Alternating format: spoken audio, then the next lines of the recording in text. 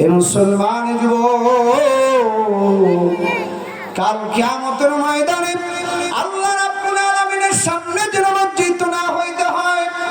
কাল কঠিন হাসরের ময়দানে আল্লাহ রাব্বুল আলামিনের সামনে যেন কাঠগড়ায় দাঁড়াইতে না হয়, এজন্য আল্লাহ পয়গম্বর পাঠাইছে। কয় দায়িত্ব দিয়া? 4 দায়িত্ব দিয়া।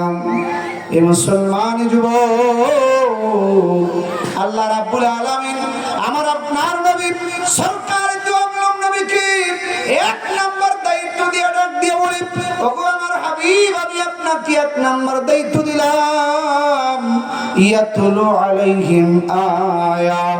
আপনি আপনার পয়গম্বর উম্মতদেরকে আমার কিতাবের তেলাওয়াত কইরা কইরা শিখাইবেন। সুবহানাল্লাহ। এ মুসলমান যুবক ভাই, বাবা আদম আলাইহিস সালামের 1 নম্বর দায়িত্ব ছিল আসমানি কিতাব তেলাওয়াত করে শেখানো।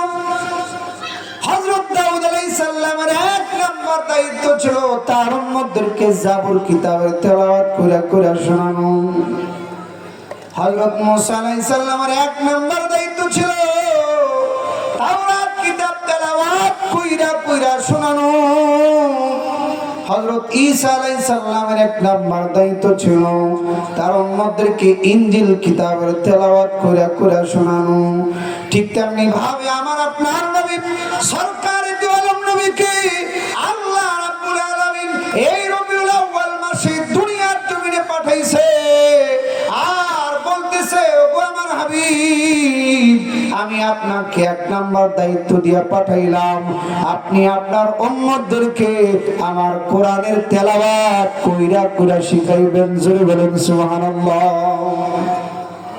হে মুসলমান যুবক ভাই, আল্লাহ রাব্বুল আলামিন পৃথিবীর জমিনে যত কিতাব পাঠাইছে, বাইরে আল্লাহ তাআলা মানুষের ভাষাভাষী করে পাঠাইছে। যে এলাকায় যে ভাষা, আল্লাহ তাআলা ওই এলাকায় ওই ভাষায় কিতাব পাঠাইছে। পৃথিবীর সর্বশ্রেষ্ঠ কিতাব, সর্বশ্রেষ্ঠ পয়গম্বরের কাছে আল্লাহ রাব্বুল আলামিন যে ভাষায় কিতাবটা পাঠাইছে, ওই ভাষাটাও হলো সর্বশ্রেষ্ঠ ভাষা। ওই ভাষাটা হলো জান্নাতের ভাষা। আল্লাহ তাআলা ওই ভাষাটা হলো তার নিজের ভাষা। জোরে বলেন সুবহানাল্লাহ। হে মুসলমান যুবক ভাই, আল্লাহ রাব্বুল আলামিন পৃথিবীর জমিনে ওই কিতাবটাকে আরবি ভাষায় পাঠাইছেন। জোরে বলেন সুবহানাল্লাহ। বাবারে, আমার আপনার জীবনের শুরু আরবি দিয়া, আবার আমার আপনার জীবনের শেষ দাও আরবি দিয়া, আমার আপনার পারিবারিক জীবনের শুরু আরবি দিয়া, আবার শেষ আরবি দিয়া। এই আরবি কিতাব তেলাওয়াত কইরা কইরা তার উম্মতদেরকে শেখানো পয়গম্বরের 1 নম্বর কাজ ছিল। কথা বলেন ঠিক কিনা? এই মুসলমানের যুবক ভাই, আরে আমার আপনার নবী সরকার দু আলম নবী সর্বপ্রথম কিন্তু তার উম্মতদেরকে এই দাওয়াত দেয় নাই, তোমরা নামাজ পড়ো। আল্লাহর রাসূল কিন্তু এই দাওয়াত দেয় নাই, তোমরা রোজা রাখো। আল্লাহর রাসূল কিন্তু এই দাওয়াত দেয় নাই, তোমরা যাকাত দাও। আল্লাহর রাসূল যেখানে সুযোগ পাইতো সেখানে কোরআন তেলাওয়াত করত। আল্লাহর রাসূল ঘরের মধ্যে বসে কোরআন তেলাওয়াত করত, রাস্তায় হাঁটলেও আল্লাহর রাসূল কোরআন তেলাওয়াত করত।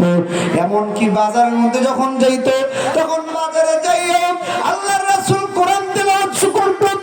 আর এই কোরআন তেলাওয়াত শুইনা শুইনা মক্কার কাফের মুশরিক যারা আছে তারা কালেমা পড়া মুসলমান হয়ে যেত। সুবহানাল্লাহ।